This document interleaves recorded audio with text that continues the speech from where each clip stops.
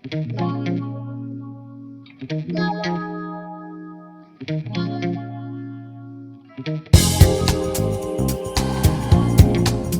voluntari, el principal requisit que se li demana és que tingui estabilitat. Estabilitat tant a nivell emocional com a nivell psíquic. Amb això no estic dient que la persona que pateix una malaltia mental no pugui fer una acció voluntària. Si la persona està ben estabilitzada, i tant que pot fer aquest voluntariat. Perquè què es necessita? Què és el bàsic?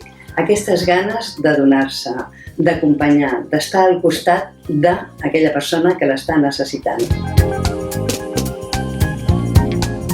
Actualment, on creiem que va més bé que hi hagi una acció voluntària és dins dels hospitals acompanyant a les famílies que tenen criatures ingressades, perquè aquestes famílies es fan molt feixuc estar tot el dia tancats a l'habitació amb la criatura sense poder sortir ni a prendre un cafè.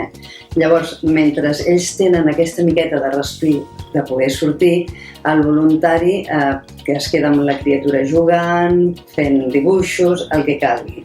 L'altra vertent és la gent gran. Hi ha molta gent gran sola als hospitals que ningú els va veure ni els hi fa companyia. I llavors el voluntari els ajuda a passar aquestes hores. També tenim aquí un programa a la Federació que es diu Grans Actius i es tracta d'acompanyar també a gent gran a les seves visites al CAP. I això fem el possible perquè ho facin persones grans també. Unes se senten necessàries i les altres se senten acompanyades. És un fet ja probable i està demostrat que un pacient, quan es recupera acompanyat d'un voluntari, es recupera millor. I això ho van fer els de Creu Roja.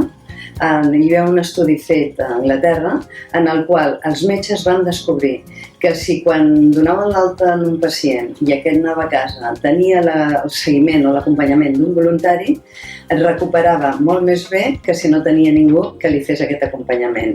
I aquí també ho tenim comprovadíssim. No tenim una estadística, però sí que sabem de sobres que la persona té més ànims de continuar endavant, té un altre estímul. Si hi ha un voluntari que l'està acompanyant, que l'està animant en la seva recuperació, que si no el té. Les persones, quan les engresco perquè provin, tastin el que és ser un voluntari, sempre els dic, descobrireu que és l'acció més egoista que haureu fet a la vostra vida. Perquè es rep tant pel poc que es dona que a mi encara em sembla increïble que hi hagi gent que no ho hagi provat. El que es rep no és material, però és tal satisfacció, tal alegria al veure la cara de felicitat d'un altre que t'està esperant, que compta amb tu, que això omple moltíssim.